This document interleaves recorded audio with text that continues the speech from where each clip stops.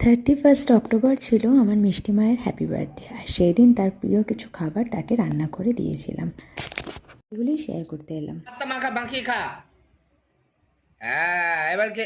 এই তো সুমন। তার মেনুতে ছিল ডাল, আলু ভাজা, পাঁপড় ভাজা, কুমড়ো ভাজা আর চিকেন স্টু, সাথে চাটনি আর পাঁপড়, মিষ্টি, সাথে আইসক্রিমও ছিল আর চিপস চকলেট তো বটেই। সন্ধেবেলা আমরা হাজির মেয়ের জন্য প্রিন্সেস কেক নিয়ে।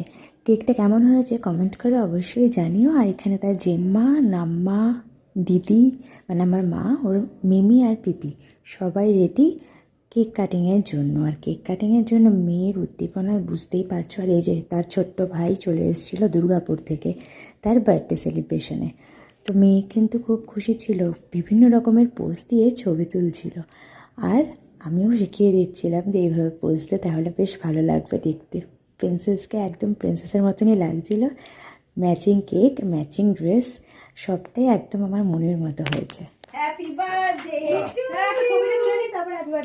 তো চলো এবার আর দেরি না করে কেকটা কেটে নেওয়া যাক। আমার মেয়ের কিন্তু আর একদম তর্স হয়েছে না, নিজের টুপি পরবে না, ভাইয়ের টুপিও খুলে ফেলে দিয়েছে। Happy birthday to you. Happy birthday to you. Happy birthday dear Mishti. Happy birthday to you. Video করছিস? হ্যাঁ, বলো তো দিদি। Happy birthday আনিবা।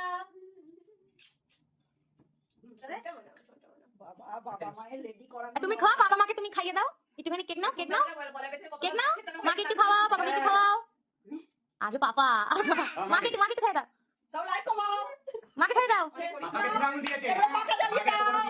মাম্মি তো কেক কাটিংয়ের পর সবার কেক খাওয়া হয়ে গেল। আর এই যে এখনও টুপি নিয়ে যুদ্ধ চলছে দিদি আর ভাইয়ের মধ্যে।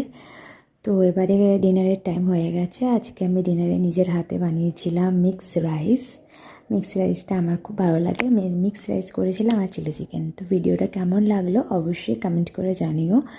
ততক্ষণের জন্য সবাই ভালো থেকো। নেক্সট ব্লগে আবার খুব তাড়াতাড়ি দেখা হবে। টাটা।